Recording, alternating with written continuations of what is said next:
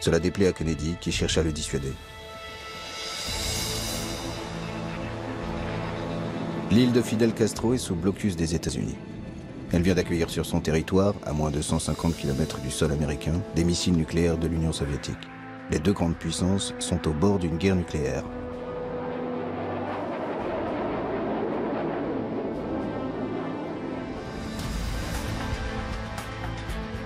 C'est dans ce contexte que Ben Bella arrive à La Havane dans un avion cubain venu le chercher discrètement à New York avec l'accord des Américains malgré le blocus.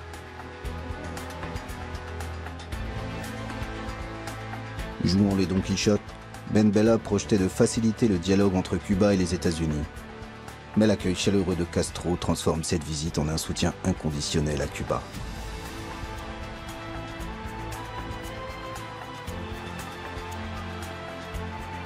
Pour les Cubains, Ben Bella est l'homme qui a défié le blocus des États-Unis pour leur rendre visite.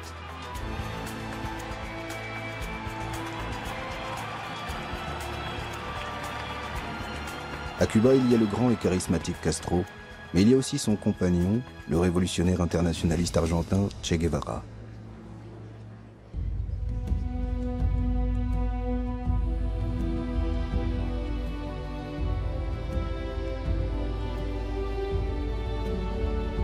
Castro, Ben Bella et Che Guevara échafaudent des plans pour aider les révolutions en cours.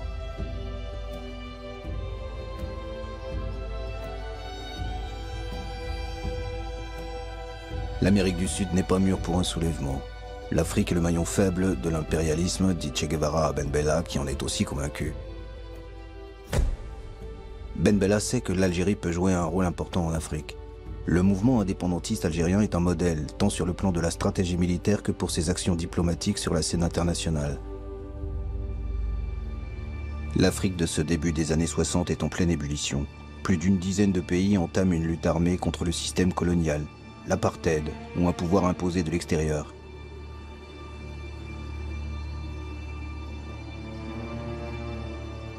Dès avant l'indépendance, plusieurs leaders révolutionnaires africains viennent voir de près ce modèle. Ben Bella en a rencontré quelques-uns à Oujda, base arrière de l'armée de libération nationale algérienne.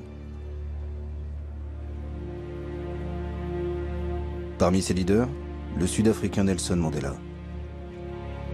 Mandela est un militant du Congrès national africain, l'ANC, qui lutte contre la ségrégation raciale de l'apartheid depuis 2 décennies.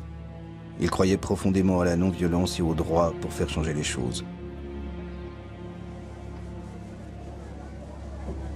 Le massacre de Sharpeville en 1960 fut un choc pour lui. Dans ce township du nord-est de l'Afrique du Sud, des policiers blonds tirent sans sommation sur des manifestants noirs sans armes. Une répression brutale qui fait 70 morts et près de 200 blessés.